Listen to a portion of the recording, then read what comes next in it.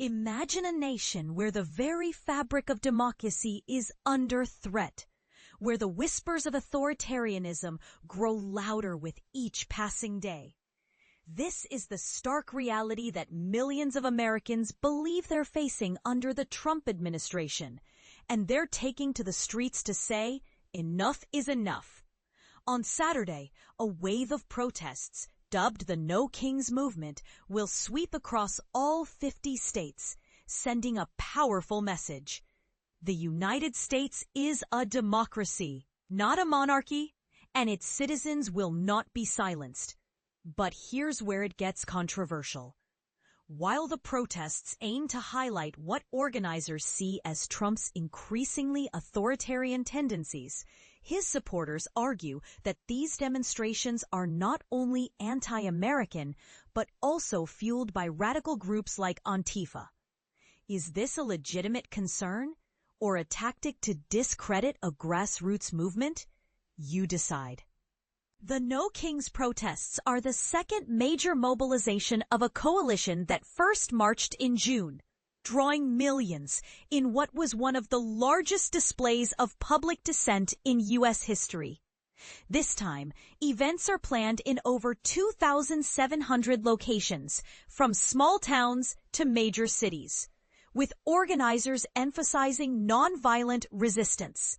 Tens of thousands of participants have undergone training in safety and de-escalation tactics, a testament to the movement's commitment to peaceful protest. Donald Trump's response to dissent has been harsh. He's deployed federal troops to cities, increased immigration enforcement, and targeted left-leaning organizations, accusing them of supporting terrorism or political violence. Cities have fought back, filing lawsuits to block the deployment of the National Guard, and residents have taken a stand against the militarization of their communities. But is this a necessary measure to maintain law and order, or an overreach of federal power?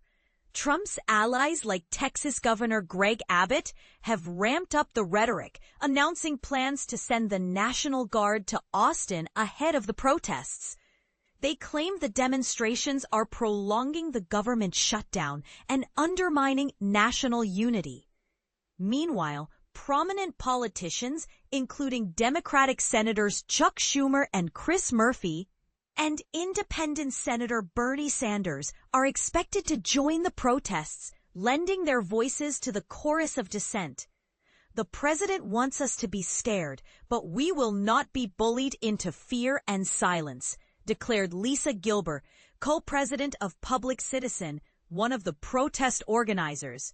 It's crucial for people to remain peaceful, stand proud, and speak their truth without being intimidated. Over 200 organizations have partnered with the No Kings Coalition for the October 18 protests, with anchor cities including Washington, D.C., San Francisco, New York City, and Chicago. The movement's core message is simple yet powerful. The U.S. has no kings. This is a direct rebuke to what organizers see as Trump's power grabs, his disregard for the courts, and his attempts to undermine democratic norms. They point to his use of taxpayer money to deploy federal forces, his hints at a third term, and his administration's aggressive deportation policies as evidence of his monarchical ambitions. The June No Kings protests were a massive success, with the Harvard Crowd Counting Consortium estimating between 2 and 4.8 million participants across more than 2,000 locations. It was the second largest single-day demonstration since Trump took office in 2017, surpassed only by the 2017 Women's March.